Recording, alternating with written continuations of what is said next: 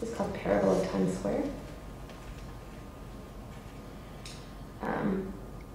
And again, this is like you're in the middle of Midtown, but it's like you're not in your body, and people you're supposed to be professional, which means you're supposed to sort of not be yourself with other people, and there are these.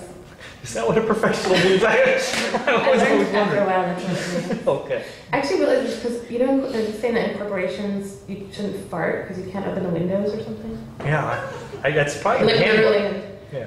Or anything where you're with someone all the time, don't fart because it lingers or whatever. Right. So, but I was like, oh, that's like professionalism. It's like that you have to tone it down because you're with each other too much. So you have to be less and less yourself, the more and more you're with other people. And so this is partly I was just in the office and in Times Square, all these billboards, and they're very like electric, and I was thinking about your brain and how people are like, I'm in love, and like scientists are like, you have little dendrites that like are lighting up, and now you have a chemical in you and stuff.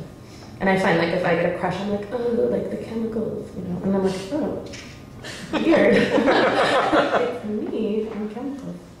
So this is called Parable of Times Square. We meet in this country beneath the damp light at the world-famous fair, where life is meaningful and dreadful.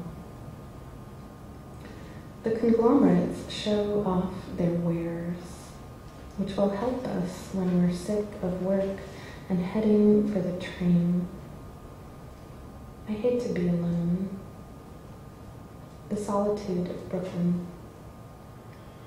But outside, now framed by the window, a couple, they stare at one another over pork chops and beer.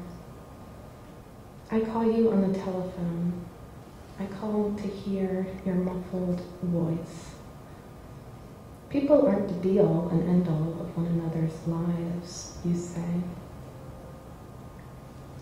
Between these tender hemispheres, in the space of our gender, the divine reaches down like a hook.